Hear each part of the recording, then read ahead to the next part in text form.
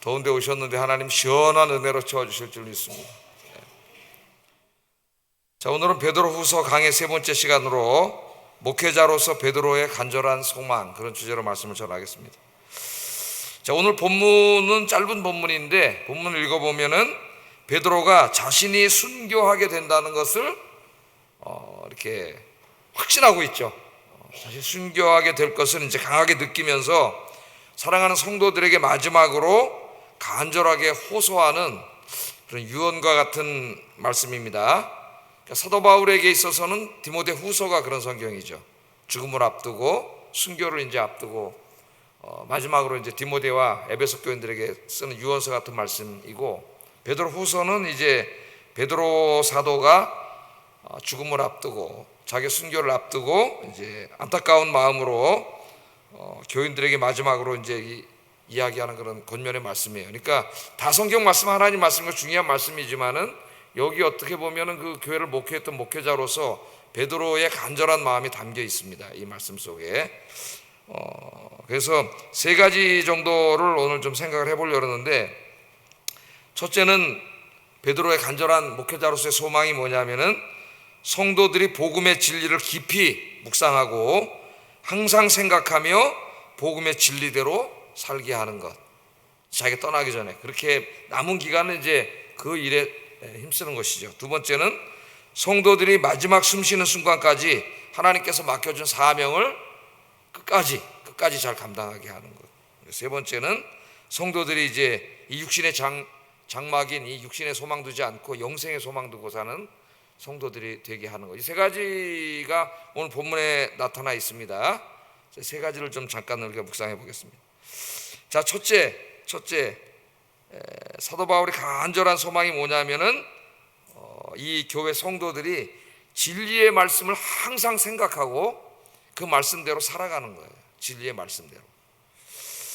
자, 오늘 말씀을 보면은 이 베드로는 이 터키 지역 교회 성도들이 복음의 진리를 이미 알고 있다고 이야기합니다.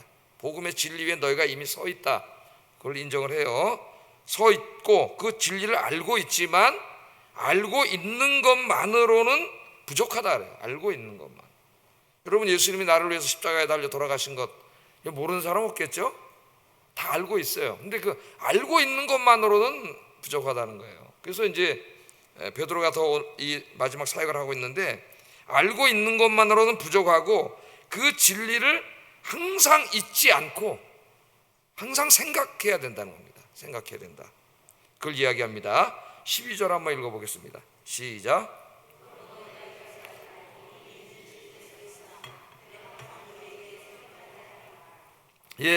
여기 베드로가 성도들에게 뭐라 하냐면 너희가 이미 이것을 알고 있고 이미 있는 진리 위에 너희가 굳건히 서 있다는 것을 내가 안다는 거예요.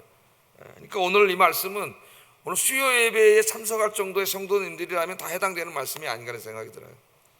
하나님의 진리, 복음의 진리 위에 이미 너희가 굳건히 서 있는 것을 내가 안다, 이렇게 말을 하고 있죠.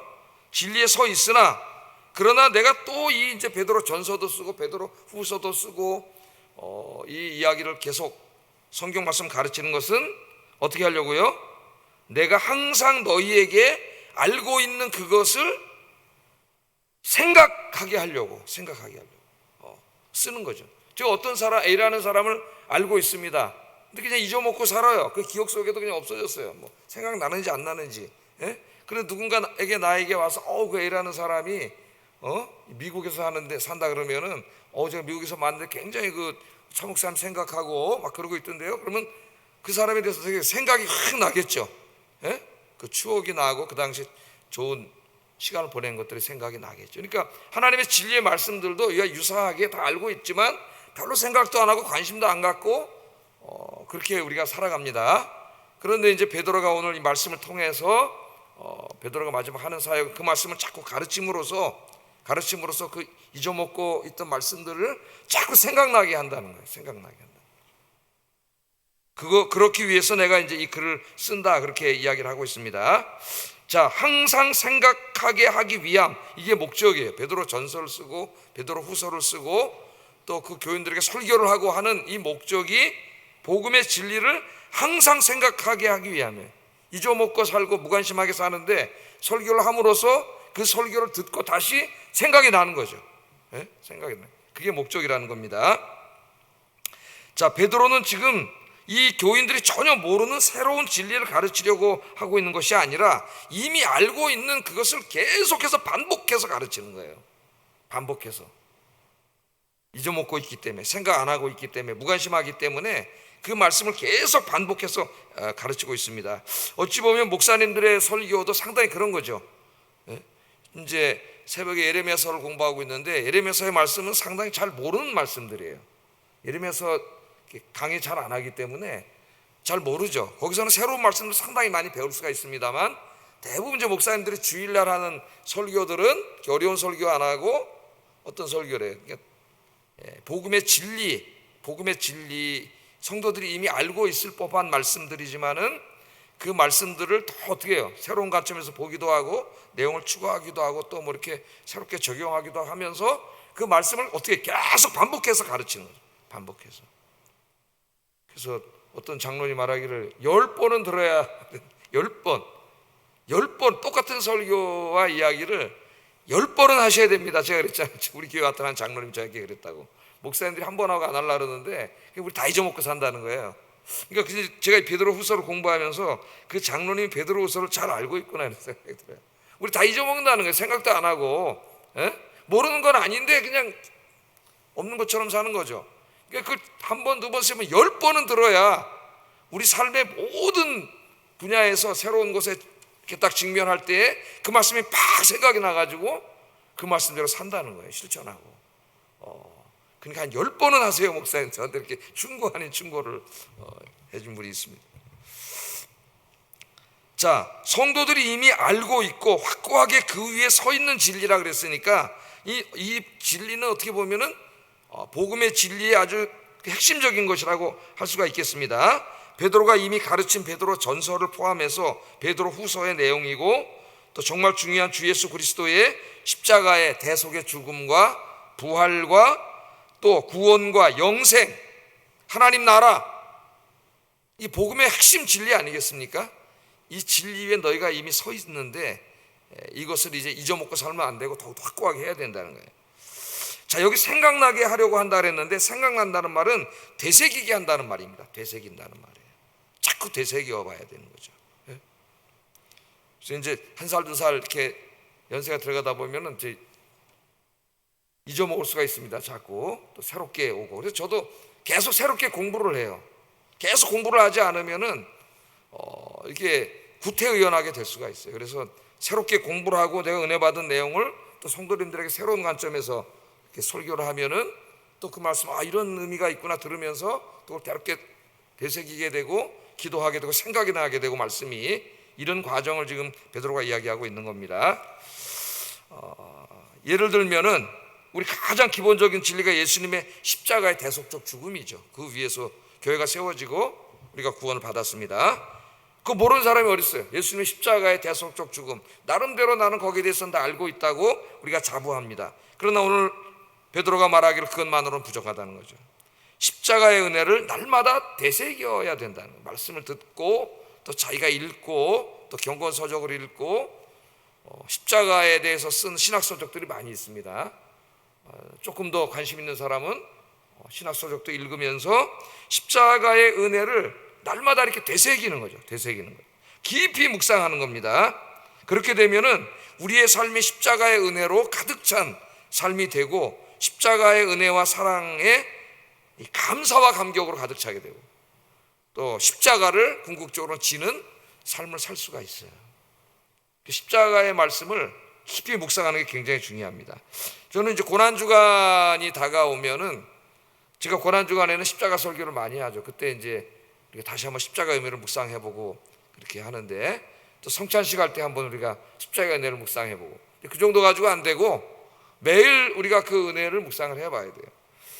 고난주간이 오면은 고난주간 설교를 위해서 이제 십자가의 은혜에 관한 말씀을 다른 때보다 더 묵상하게 됩니다. 그러면 이제 기존에 있는 책들도 다 읽은 책들도 여러 권 있는데 다시 한번 이제 중요한 주제들을 한번 읽어보기도 하고 또 이제 이렇게 교보나 뭐 생명 말씀사나 이렇게 이제 쳐가지고 새로 나온 책이 있는지 그런 책을 찾아봐요. 그래서 있으면은 꼭 가서 사가지고 다시 읽습니다. 새로운 책들. 그럼 신학자들이 다양한 관점과 각도에서 십자가에 대해서 이렇게 신학적으로 서술한 내용들이 나오는데, 이제까지 내가 생각하지 못했던 부분을 새롭게 아는 경우도 있고, 더 은혜를 깊이 깨닫게 되고, 더 감사하게 되고, 그럼 이제 막 설교하고 싶어져가지고 막 그 부분을 이제 설교하는 거죠. 그 부분을 써가지고 이제 설교에 옮기는 거예요. 그래서 더 깊이 묵상하게 됩니다.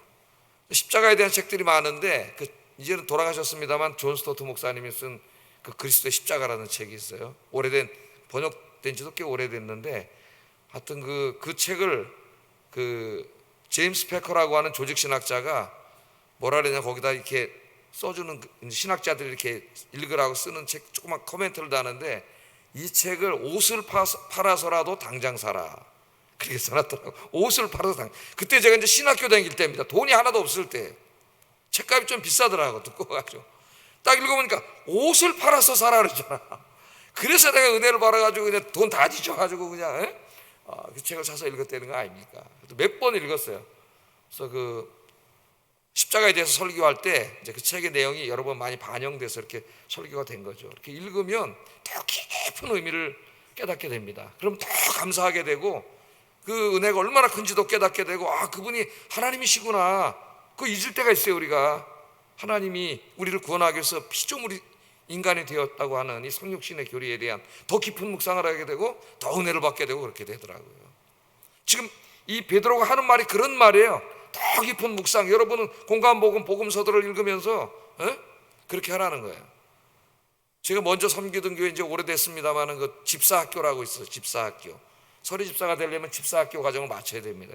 우리 교회 와서 제가 할까 하다가 안 했는데 집사학교를 마쳐야 돼요. 근데 그 과제 중에 집사학교가 몇 주더라? 10몇 주 과정인데, 그 과정 중에 신약을 반드시 한번 읽어야 돼요. 숙제로 내줍니다. 그래서 숙제를 다 해와야 돼요. 그래서 이제 그런데 놀라웠게도 그 이제 남편들이 와서 이제 전도해가지고 교회에 와서 이제 서리 집사가 되려고 하는 이제 그 집사님들이 신약 성경을 읽다가 이 십자가 부분에 와서 말씀을 읽다 부인들이 하는 말이 거기서 깨진다는 거예요. 이게 그냥 책이 아닌 거예요. 하나님께서 역사하시는 거죠. 그냥 이렇게 설교 한두 번 듣고 뭐 세가족 공부 때 공부하던 십자가의 말씀, 그 은혜를 성경을 읽는데 성령이 조명해 주셔가지고 성령이 확 역사해가지고 거기서 깨지는 거죠. 그런데 감상문 써서 내면은 그냥 이제 막 써서 내요. 놀라운 은혜가 있습니다. 그래서 사도 바울이 에베소 교인들에게, 바울도 이걸 부탁을 해요. 십자가 은혜에 대해서. 그러면서 그들을 위해서 기도를 합니다. 오늘 베드로랑 거의 똑같아요. 목회자의 마음 다 똑같은 것 같아요. 뭐라고 기도를 하냐면은 에베소 3장 18절 19절에 보면은, 자 한번 읽어보겠습니다. 시작. 그 너비와 길이와 높이와 깊이가 어떠함을 깨달아 하나님의 모든 충만하신 것으로 너희에게 충만하게 하시기를 구하노라. 아멘. 자 한번 여기 보세요. 능히 모든 성도와 함께 지식에 넘치는 그리스도의 사랑을 알고, 그냥 예수님 나를 위해서 십자가에 죽으셨다 정도가 아니라, 이 말씀을 성경을 읽고 설교를 듣고 성경 공부를 하고 책을 읽고 이렇게 하면은 정말 그 십자가에 담겨있는 하나님의 엄청난 은혜에 대한 그 지식이 늘어나는 거예요. 엄청나게 알게 되는 거예요. 그럴수록 은혜는 더 커지는 거예요. 그렇게 되면 어떻게 된다고요? 그리스도의 사랑을 알게 돼.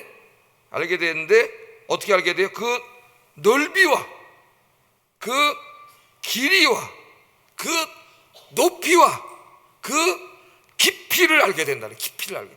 너희가 이제는 단지 예수님 나를 십자가에 죽으셨어, 그 정도가 아니라 이 말씀, 십자가 은혜에 담겨있는 이 신학적인 이 지식의 말씀이 더 풍성해져서 이 십자가 은혜에 담겨있는 그 넓이와 길이와 높이와 이것을 충만하게 알기를 원한다는 거예요. 그러니까 하나님의 사랑의 높이와 깊이와 넓이, 이 길이, 이 엄청난 사랑, 이걸 충만하게 알기를 원한다는 거죠. 그 우리 아이를 키우면 애기들이 자라면서 뭐 맨 처음에 엄마 사랑, 아빠 사랑 잘 모르잖아요. 그냥 맨날 떼쓰고 그냥 돈 줘, 저거 사줘 막 그러고 그러지만은 잘 모르죠. 그러다 이제 조금 철이 들어가면은, 엄마 아빠가 나 공부시켜 주시느냐고 정말 고생 많이 하시는구나. 조금 이제 알아가잖아요. 그래도 다 몰라요. 그러다 이제 결혼을 하게 되면은, 자기가 가정을 갖게 되면 조금 더 이제 엄마 아버지 사랑을 알게 되고, 자기가 애를 낳아서 키워보면은 그 애 낳기가 얼마나 힘들어요. 예? 그 애기 하나 키우기가 얼마나 힘듭니까 여러분? 예? 그 키워놔가지고 또 우유 먹여야지, 또 트림시켜야지, 예? 얼마나 힘들어요. 그 아이를 딱 자기가 애를 키워보면서 아, 우리 엄마 아빠가 나를 이렇게 해주셨구나, 그걸 알게 되고, 예? 또 조금 더 크면서 이제 학교 가면서 이제 학원 다니고 그러면서 또 더 알게 되고, 그래서 어떻게 돼요? 자꾸 이제 그 자기 나이가 들고 성숙해질수록 어머니 아버지에 대한 사랑의 그 넓이와 깊이와 이거를 좀 더 알게 되는 거죠. 부모님의 사랑을. 오늘 마찬가지예요. 하나님에 대한 사랑도, 주님에 대한 사랑도. 그래서 지금 베드로도 그렇고 바울도 그렇고 바로 이 풍성한 사랑이 가득할 때에 은혜가 충만하게 되고 항상 감사하고 감격하게 되고, 그 다음부터는 나를 따르려면 내 십자가를 지고 나를 따르라 하는 말씀이 부담으로 오는 게 아니라 아멘으로, 아멘. 나에게 맡겨진 십자가를 져야 되는데 내가 이 은혜를 받은 사람으로서 그렇게 못 사는구나 하는 게 다가오는데, 그 깊이와 이 넓이, 주님의 사랑의 깊이와 넓이 깨닫지 못하면 저 같은 사람이 주일날 설교하면 십자가를 지라고 설교하면 부담이 나 그냥 교회 다니면서 그냥 시원한 데 와서 그냥 좋은 노래 한 곡 듣고 합창곡 듣고 그냥 좋은 말씀 듣고 갈라 그러는데, 저 목사님 그냥 십자가를 지라 그러고 막 순교회 신앙 가지라 그러고 막 부담이 부담이 다른 교회 가야 되겠다, 다른 교회 가면 저렇게 설교 안 하는데, 그렇게 될 수가 있어요. 그래서 여러분 더욱더 성경을 읽고 말씀을 듣고 공부하고 묵상해서 우리를 향한 십자가의 은혜가 가득하기를 주의 이름으로 축복합니다. 부활도 마찬가지. 부활 모르는 사람이 어디 있어요? 그런데 사실은 우리 신앙에 있어서 이 십자가와 부활만큼 중요한 게 없습니다. 이 은혜가 떨어지면은, 이 은혜가 고갈되면 우리 신앙도 같이 다 고갈돼요. 우리 생각하잖아. 기독교는 부활의 종교인데 우리 죽으면 이제 남의 부활할 텐데, 마르다와 마리아처럼 그런 막연한 신앙을 갖고 살고 있죠.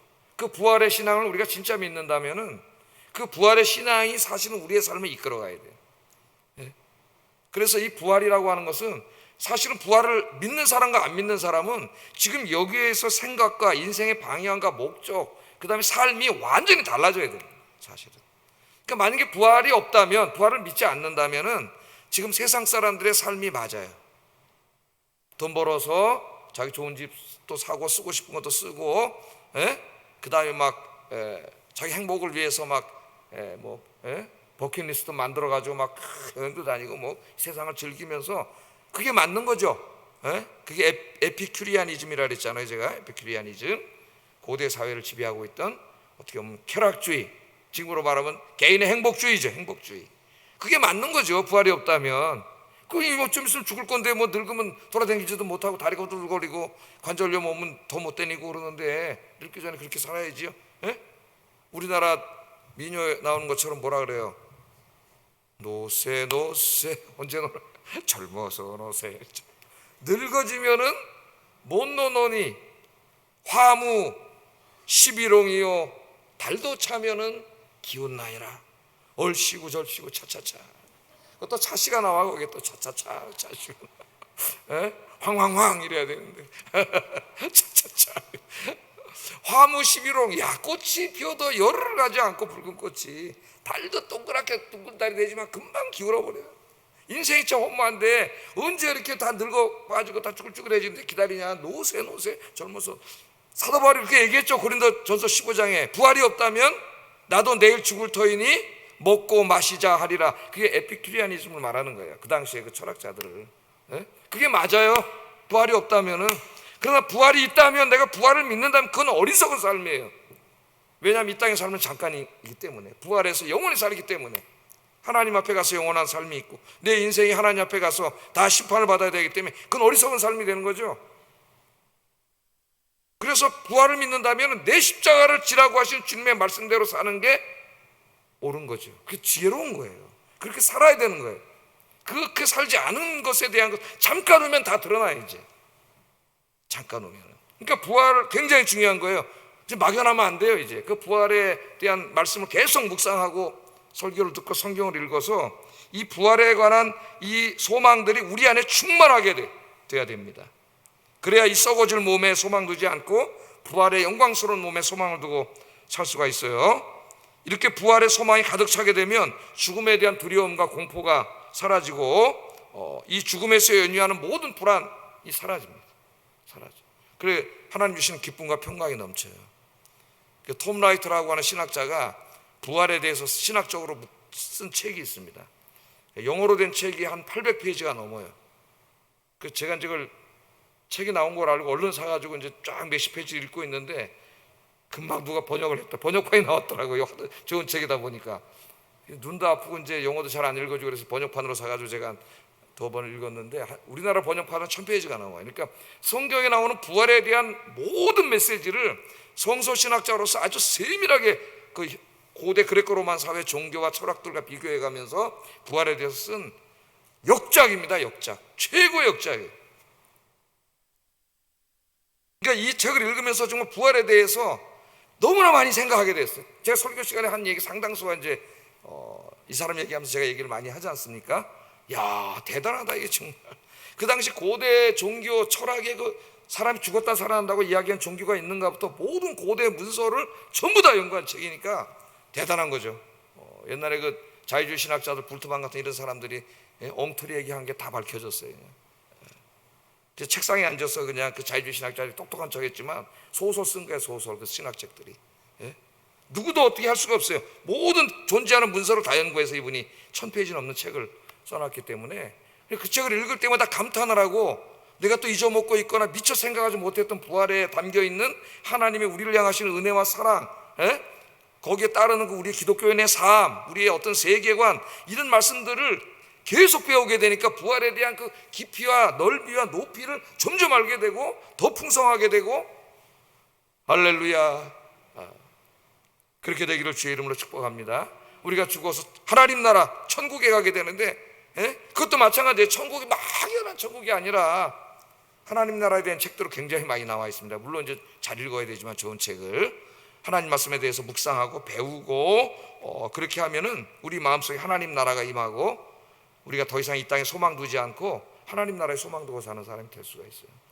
오늘 지금 베드로가 하는 말이 이런 말이에요. 우리가 이미 잘 알고 있다고 생각하고 그 진리 위에 서 있는 이러한 말씀들을 그냥 내가 알고 있다는 것으로는 소용이 없다는 거예요. 그건 지식에 불과해. 왜? 그런 지식에 불과한 신앙은 내 삶에 아무 영향을 미치지 못해요. 내 행복에. 그 말씀의 이제 의미와 깊이를 더 깨닫고 그걸 지금 어떻게 항상 생각하면서 그것이 내 삶을 지배해야 되는 거죠. 컨트롤할 수 있게 내 삶이 되어야 되는 거예요. 그래야 십자가와 부활과 천국과 영생과 이런 것들이 내 안에 가득하게 되고 그 기쁨과 소망이 가득하게 되고 그것이 내 인생을 드라이브해 갈 수가 있는 거예요. 드라이브. 그게 진짜 신앙이네요.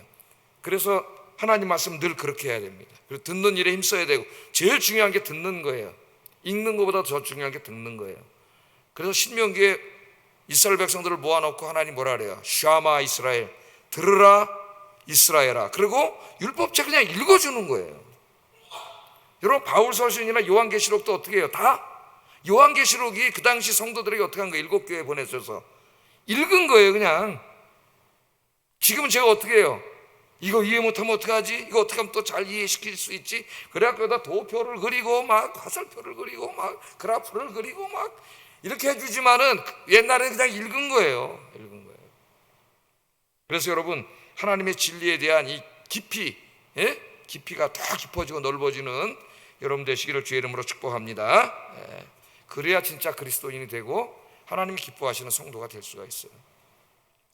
자, 이게 첫 번째 말씀이고 두 번째 말씀을 보면은 하나님께서 맡겨진 사명에 최선을 다하라는 것은 설교로 말한 게 아니라 자기의 삶으로 보여준 거예요. 자기의 삶으로.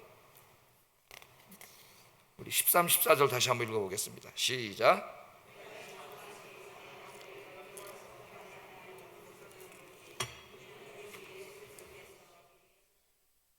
나도 장막을 벗어날 것이 임박한 줄을 알미라. 이 베드로후서를 쓸 때의 자기의 처지와 상황을 말하고 있습니다. 지금 뭐라 그래요? 예수님께서 나에게 말씀하신 대로 십자가에 달려 죽을 날이 임박했음을 느끼고 있는 거죠, 베드로가.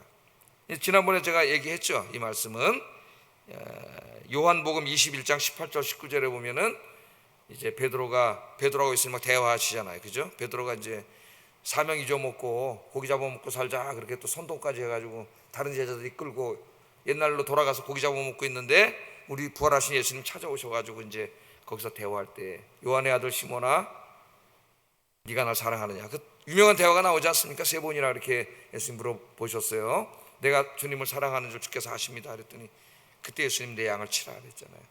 내 양을 치는 사명은 아무나 감당할 수 있는 게 아니에요. 공명심으로 감당할 수 있는 게 아니에요. 누구에게 하나님 맡기는 거예요? 예? 나를 사랑하는, 이 세상보다 이 모든 것들보다 나를 더 사랑하는 자, 주님을 사랑하는 자만이 주의 일을 할 수가 있음을 예수님이 이야기하는 겁니다. 그래서 네가 내 사명을 감당할 지식과 어떤 재능을 갖췄느냐 물어보지 않고 네가 나를 사랑하느냐라고 물어봐요. 이게 핵심이에요. 여러분, 우리도 모두 마찬가지입니다.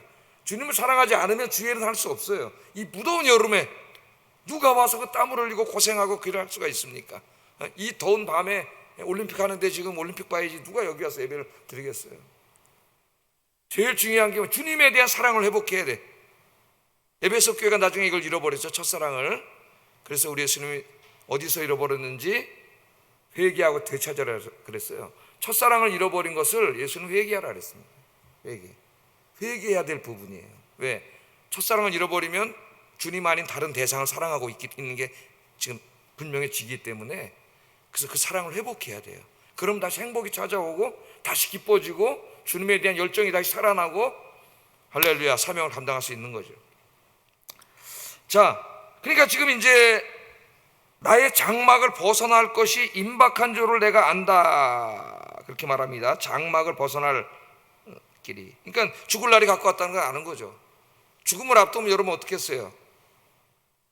의사가 여러분 이제 5개월밖에 못 사십니다, 인생을 정리하세요. 그럼 어떻게 하겠어요 여러분? 네? 생각해 보셨나요? 어이구 뭐니라 5개월밖에 안 남았다는데 어떡하지? 이렇게 생각할 수가 있겠죠. 이제 뭐 사도 바울이 뭐 몇 달밖에 안 남았을 겁니다. 자기 인생이 떠날 날이 가까웠다. 자, 두려울 수도 있고 고독하고 외로울 수도 있고 고향 땅 떠나와서 멀리 로마까지 와가지고 복음 전하다가 이제 순교하게 됐지 않습니까? 지금 이런 상황이 있는 거예요. 근데 오늘 베드로를 보면은 자신의 죽음에 대해서는 담담합니다. 늘 예수님의 십자가와 죽음과 부활에 관한 말씀을 묵상하고 기도하며 살았기에 두려움이 없습니다. 천국 갈 생각을 하고 있는 거예요. 우리 원래 예수님이 십자가에서 어떻게 죽을 거라는 것을 어떻게 했어요? 이미 가르쳐 주셨잖아요. 요한복음에서. 이제 그걸 받아들이려고 하는 거죠. 자, 베드로는 이렇게 말합니다. 13절 한번 읽어보겠습니다. 시작.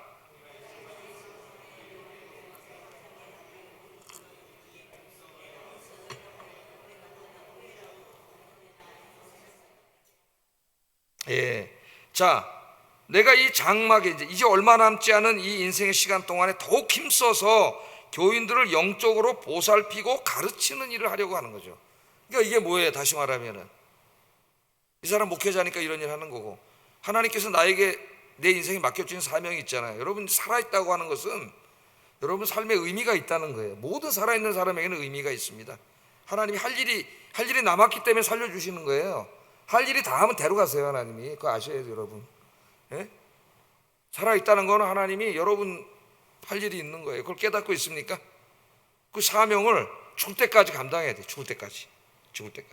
그래서 사도 바울이 죽는 줄 알면서도 이걸 감당하는데, 내가 떠난 후에라도, 그러니까 자기 죽은 후에라도죠, 어느 때나 이런 것을 아까 말했듯 생각나게 하기 위해서, 정말 내가 이대로 가버리면 이 성도들이 이거 다 잊어먹고 또 신앙 잃어버리고 그렇게 살면 어떡하지?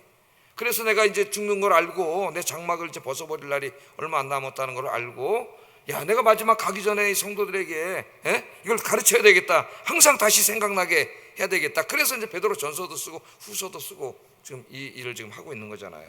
그렇게 얘기하고 있습니다. 자, 베드로는 이처럼 하나님께서 맡기신 교회와 사명들을 위한 이 모든 사명을 다 마치고 여러분이 잘 알고 있는 네로 황제 치하에서 순교를 당합니다. 지난번에 코바디스 도미네 그 영화 얘기지만은 거기서 나오잖아요, 그죠? 한번 기회가 있으면 보세요. 어떻게 볼 수 있는지 모르겠습니다. 옛날 영화에서. 그러나 굉장히 중요한 영화죠. 자, 이 클레멘트라고 하는 사람이 있어요. 클레멘트라고. 이제 이 사도들이 죽은 다음에 그 다음 세대의 이제 사도들이 있는데, 속사도라 그러는데, 클레멘트라고 하는 사람이 있는데, 클레멘트서가 있습니다. 이 사람이 쓴, 성경은 아닌데 이제 클레멘트서라는 게 있어요. 정경에는 안 들어와 있죠. 우리 클레멘트서는 없잖아요. 거기에 보면은 베드로에 대해서 클레멘트서 5장 1절에 이렇게 써놨습니다. 그 사람이 목격자죠. 한번 읽어보겠습니다. 시작. 한두 번이 아니라 수많은 고역을 견뎌냈다. 마침내 순교했고 그를 위해 준비된 영광의 나라로 갔다. 이렇게 영광의 나라로 갔다. 그러니까 지금 오늘 여기에 나와 있는 것처럼 마지막까지 장막을 벗어버리는 게 뭐예요? 장막은 뭐예요? 군인들이 저 전쟁 나갈 때 치는 텐트입니다. 텐트는 건물이 아니죠. 영원히 있는 게 아니에요. 밤에 쳤다가 걷어가지고 가지고 가는 거예요. 그러니까 자기 인생을 장막에다 군 텐트에다 비유했다는 것은 인생이 장막이라는, 영원한 집이 아니라는 거예요. 이게 영원한 몸이 아니에요. 군인들이 하룻밤 텐트 치고 걷어가는 것처럼 걷어가면 죽는 거예요. 짧은 거예요. 인생이 짧은 겁니다. 자, 이렇게 끝까지 이 짧은 인생 동안 주님의 사명을 감당하다가, 그것도 고난도 엄청 당했는데 한두 번이 아니고 엄청나게 많은 고난을 당했다 그러고 영광의 나라로 갔다 순교했다 이렇게 얘기합니다. 오리겐이라고 하는 사람이 있어요. 오리게네스라고. 오리겐의 글에 의하면은 베드로는 십자가에 거꾸로 못 박혀 죽었다 그래요. 조금 이제 클레멘트보다는 후대의 사람인데, 십자가에 거꾸로 못 박혀 죽었다는 말을 한 사람이 바로 오리겐이라는 사람. 그 당시에 최고의 설교가입니다. 오리겐은 십자가에 거꾸로 못 박혀 죽었다 이렇게 말하고 있어요. 그래서 베드로는 죽어서 바티칸 언덕에 초라하게 묻혔다. 자, 우리 그리스도인에게 있어서 육신이 죽고 사는 것은 그렇게 중요한 문제가 아닙니다. 죽기 전에 하나님께서 맡기신 일을 내가 다 완수하고 가느냐, 이게 중요한 거예요. 죽는 게 중요한 게 아니에요. 다 죽어, 누구나까지 건 죽고 살고, 물론 무섭고 두렵고 아직도 우리에게 가장 큰 문제로 남아있지만은, 그러나 사실 죽는 거 그렇게 중요한 게 아니에요. 그리스도인에게. 우리 요한계시록에서 뭐라 그랬어요? 우리는 죽었다 그러지만 그 영혼이 지금 어떻게 하고 있어요? 살아서 왕노릇하고 있다 그랬죠. 천국에서 왕노릇하고 있어요. 중요한 거는 내가 하나님 앞에 섰을 때 나의 모습이 중요한 겁니다. 여러분, 오늘 죽었어요. 물론 이제 오늘 죽으면 진짜 어떡하지? 우리 인간이니까 다 연약함이 나타나겠지만은, 그러나 오늘 딱 죽었을 때 중요한 건 뭐냐? 죽는 자체가 아니라 하나님 앞에 딱 가잖아요. 바로 나의 영혼이 하나님 앞에 서잖아요. 부활의 그날까지 하나님 앞에 섰을 때 나의 모습이 어떤 모습이냐가 중요하다는 거죠. 오늘 베드로는 그걸 생각하면서 자기가 떠난 후에라도 혹시라도 그 교인들이 신앙적으로 잘못될까 봐 그것을 더 가르치고 가는, 사명을 끝까지 감당하는 모습을 보여줌으로써 후대에 우리 모두가 그런 삶을 살기를 가르치고 있는 겁니다. 이 말씀을 통해. 사도 바울도 순교를 앞두고 로마 감옥에서 자기가 그렇게 살아왔다고 고백을 했죠. 그 유명한 말씀 디모데후서 4장 6절 8절 읽어봅니다. 시작.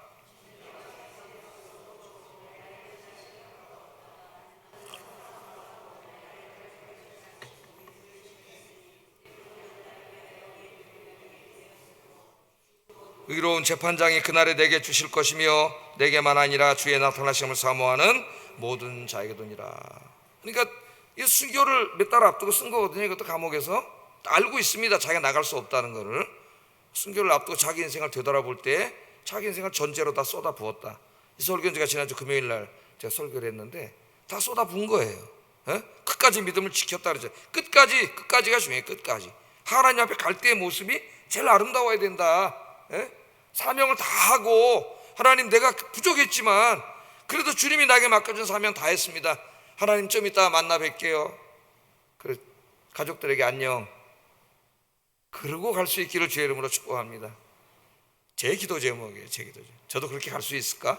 그런 생각을 하고 있는데 기도 제목이에요. 기도 제목. 자, 마지막으로 바울이 첫 번째는 하나님의 말씀을 늘 생각해서 말씀대로 살게 하는 걸 목회자로서 원하는 거고, 성도들이. 두 번째는 성도들이 끝까지 자기처럼 사명을 다하고 죽는 것, 이걸 목회자로서 원하는 것이고 소망하는 것이고, 세 번째는 이제 이 장막이 아니라, 썩어질 육신의 장막이 아니라 영생을 소망하면서 사는 성도들이 되기를 소망하는 거죠. 마지막 말씀이. 그래서 오늘 14절 하반절에 보면 나도 장막을 벗어날 것이 임박한 줄을 알미라 그랬고, 또 15절 상반절에 내가 이 장막에 있을 동안에, 제가 조금 아까 말씀드렸잖아요. 장막은 텐트라고, 텐트.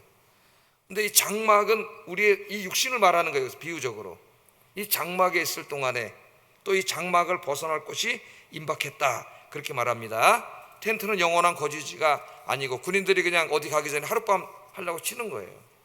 요새 한강에 가면은 그 텐트 치는 데 있잖아요, 그죠? 그 사람들 굉장히 많이 오더라고요. 보니까 애들 데리고 이미 텐트로 쳐놔서 돈 받고 빌려주는 데도 있고 와서 치는 데도 있고 고기 구워 먹는 데도 있어요. 이렇게 그냥 하루 빌려가지고. 그래서 저도 제 형제들하고 한번 몇 년 전에 거기서 하나 빌려가지고 고기 구워 먹은 적인데 좋더라고요. 거기 다 이게 설치가 돼 있어가지고 고기 구워 먹고 이제 그래요. 그냥 하루 치는 거, 집이 아니에요. 영원한 집은 여기 있잖아요. 거기 가서 하루 텐트 치는 거예요. 군인들도 마찬가지예요. 그래서 사도 바울은 이 땅의 삶을 텐트에다 비유하는 겁니다. 텐트. 군인들이 하루 텐트, 여러분이 어디 산에 캠핑 가가지고 하루 텐트 치는 하루야, 하루. 인생이 영원한 집이 아니에요. 지금 거기다 얘기하잖아요. 그 텐트를 거둘 날이 가까운 거죠. 사도 바울은 아까 그 디모데전서에서 우리 인생 떠나는 날을 뭐에다 비유했어요? 나의 떠날 기약이 가까웠다. 제가 금요일날 뭐라 그랬어요? 떠난다는 말이, 배가 이제 정박하면 밧줄로 묶어놨다가 이제 내일 우리 고향 항구로 이제 가려면은 묶어놓은 밧줄을 풀어야 되는 거죠. 풀어야 그 배가 그걸로 가는 거예요. 그래서 우리 인생을, 내가 떠날 기약이 가까웠다는 말은 이제 내 인생의 밧줄을 풀고 내 고향 아버지 하나님이 있는 고향으로 갈 날이 가까웠다. 그렇게 죽음을 표현한다 그랬잖아요. 굉장히 시적이고 신학적이고 비유적인 표현이죠, 죽음을. 오늘 사도 바울은 텐트를 이제 거두는 것으로서, 육신의 텐트를 거두는 것으로서 그렇게 이야기하고 있습니다. 자, 그러니까 육신은 잠깐이고 영원하지 않다. 인생은 텐트와 같다. 그렇게 이야기하고 있는 겁니다. 그런데 죽음으로 끝나는 것이 아니라 하나님께서 지으신 영원한 장막이 있다. 이건 또 바울이 이제 더 자세하게 설명을 해요. 이것도 고린도후서 5장 1, 2절. 고린도후서 5장이 바로 이제 그런 말씀입니다. 읽어보겠습니다. 시작.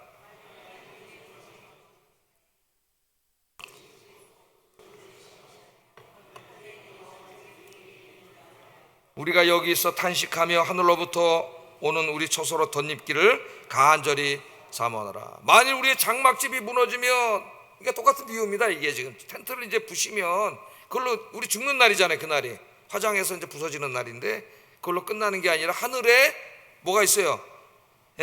영원한 처소가 있어요. 영원한 처소, 영원한 장막이 있어요. 우리의 부활의 몸을 말하는 거죠. 영생이에요. 영생이 있습니다. 그래서 우리 육신은 장막에 불과하다는 거, 여러분 캠핑 가서 하룻밤 쳐놓는 텐트에 불과한 거지, 그 영원한 게 아니에요. 영원한 건 여기 집에 오면 여기 집이 있잖아요. 여기 영원히 살 집이. 그 집이 어디예요? 하늘에 있다 그러잖아요. 지금 하늘에. 그래서 이 땅에 소망 두지 말고, 이 육신에 소망 두지 말고 영생 하나님 나라에 소망 두고 사시는 여러분 되기를 주의 이름으로 축복합니다. 기도하겠습니다. 오늘 사도 바울이 목회자로서 성도들이 이렇게 됐으면 좋겠다 하는 간절한 세 가지 말씀을 전했습니다. 진리의 말씀을 듣고 배우는 일에 힘쓰므로 늘 진리의 말씀 가운데 거하는 삶을 살게 하소서. 우리의 생명이 다하는 그날까지 세월을 아껴서 하나님께서 맡기신 일들을 끝까지 잘 감당하는 삶을 살게 하소서. 세 번째, 하나님께서 주실 영원한 몸, 영광의 몸을 소망하면서 부활의 복음 증거하는 일에 힘쓰게 하소서. 기도하겠습니다.